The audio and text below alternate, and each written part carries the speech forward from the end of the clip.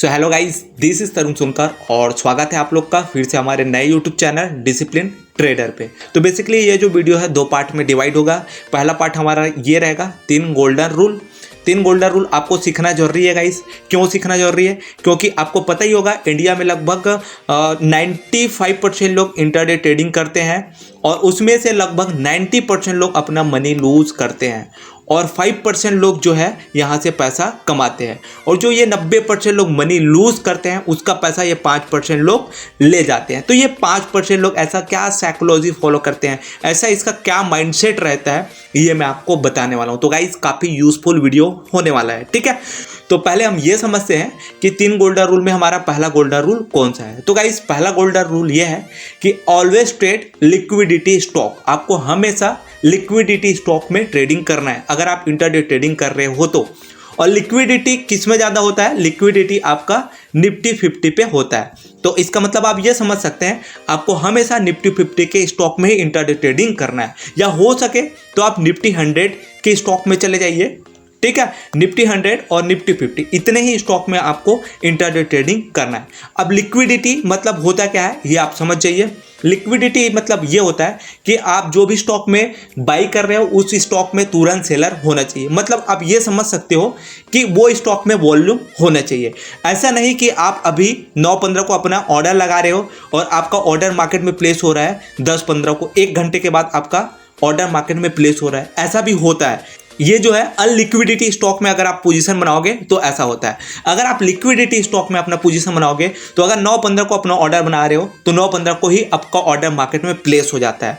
अगर आप इनलिक्विडिटी स्टॉक में अपना पोजीशन बना रहे हो तो हो सकता है ये 9-15 को अपना ऑर्डर लगाओ 10-15 को लगे या 11-15 को लगे, ऐसा भी पॉसिबल है। और आप जब उसको सेल करना चाहो तो आप चाह रहे हो 2 बजे अपना ऑर्डर सेल करने को और ये आपका ऑर्डर सेल हो रहा है 3-15 को, वो भी आपका ब्रोकर आपका ऑर्डर कट कर रहा है तो आपका ऑर्डर सेल हो रहा है, ऐसा पॉसिबल होता है, ठीक है। ऐसा होता है मार्केट पे।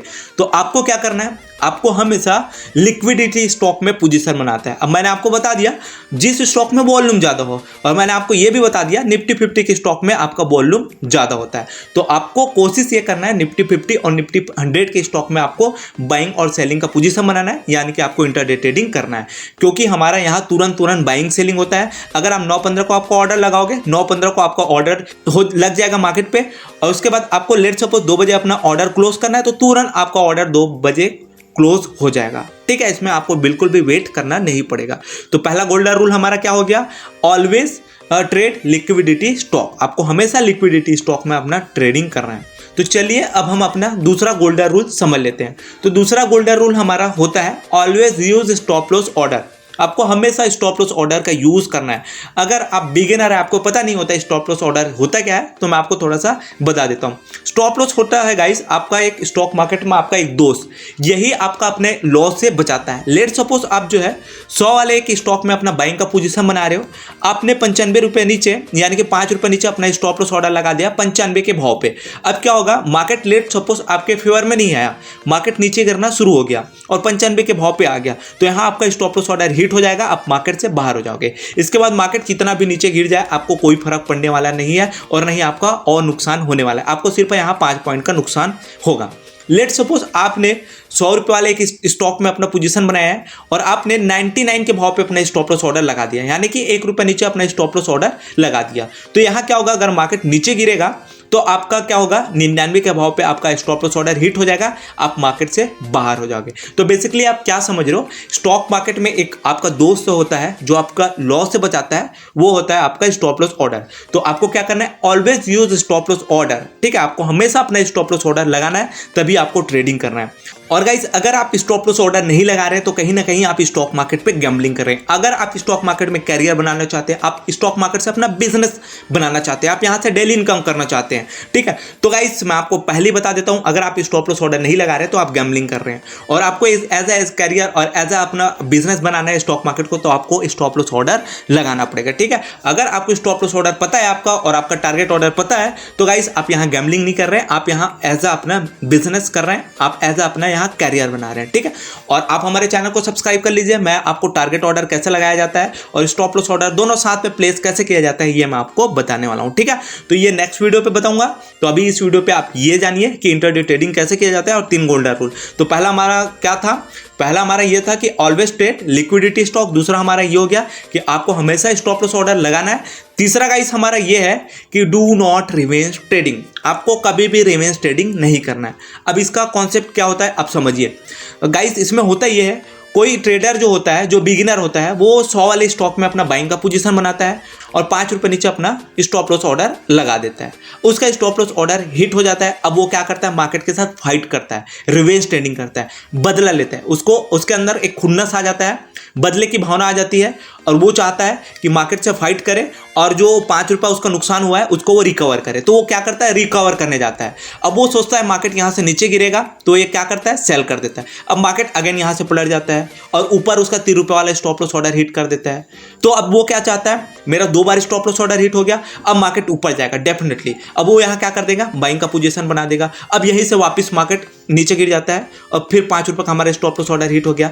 तो इस टाइप से गाइस वो बार बार मार्केट के साथ फाइट करता है, बार बार ट्रेडिंग करता है, बार बार उसका स्टॉप लॉस ऑर्डर हिट होता है। तो आपको क्या करना है, आपको बार बार ट्रेडिंग नहीं करना है। अगर आप बिगिनर हो, आप स्टॉक मार्केट में अभी कदम रखे हो, आपको 1-2 साल हुआ है स्टॉक मार्केट में, तो आपको एक बार बस ही अपना पोजीशन बनाना है। अगर एक बार आपका स्टॉप लॉस ऑर्डर हिट हो गया, मार्केट से बाहर हो जाइए, आप और ट्रेडिंग मत कीजिए। आपके पास पूरा 22 दिन का डे होता है, 22 दिन में आप कभी भी अपना और पोजीशन बना सकते हो, ठीक है। तो आपको ये ध्यान रखना है कि आपको एक दिन में एक ट्रेड ही डालना है। अगर आपको स्टॉप लॉस ऑर्डर हिट हो गया, बाहर हो जाओ, और डेज है आपको रिकवर करने के लिए, और भी दिन है। और गाइस मैं आपको एक चीज़ और बता देना चाहूँगा, मार्केट हमसे ज़्यादा ताकतवर है, हम मार्केट से कभी भी जीत नहीं पाएंगे। अगर 1-2 बार हम जीत गए तो वो हमारा जीत नहीं है, ओवरऑल देखेंगे तो मार्केट का ही जीत होगा और मार्केट हमको बता देगी कि वो हमसे ज़्यादा ताकतवर है।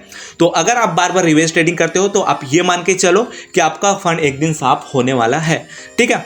तो आपको कोशिश ये करना है कि एक दिन में एक ट्रेड करो। अगर स्टॉप लॉस ऑर्डर हिट हो गया कोई बात नहीं, हमारे पास फंड है, हम दूसरे दिन अपना ट्रेड करके हमारा लॉस जो है रिकवर कर सकते हैं। और आपको एक चीज़ और हमेशा याद रखना है कि आपका पहला लॉस जो होता है वो आपका सबसे छोटा लॉस होता है। अगर आप बार बार ट्रेडिंग करोगे तो आपका लॉस बढ़ते जाएगा और लॉस इतना बढ़ जाएगा कि आप उसको रिकवर नहीं कर पाओगे। अब ओवरऑल देखोगे तो आपका फंड पूरा साफ हो जाएगा, ठीक है। तो आपको कोशिश ये करना है कि एक दिन में एक ट्रेड करना है, ठीक है। तो मैंने आपको ये 3 गोल्डन रूल बता दिया, आई होप आपको समझ आ गया होगा। पहला गोल्डन रूल हमारा क्या था कि पहला गोल्डन रूल हमारा ये था कि ऑलवेज ट्रेड लिक्विडिटी स्टॉक, आपको हमेशा लिक्विडिटी स्टॉक में ट्रेड करना है। दूसरा हमारा ये था always use stop loss order, ठीक है। और तीसरा ये था कि डू नॉट रिवेंज ट्रेडिंग, आपको रिवेंज ट्रेडिंग नहीं करना है, मार्केट के साथ फाइट नहीं करना है।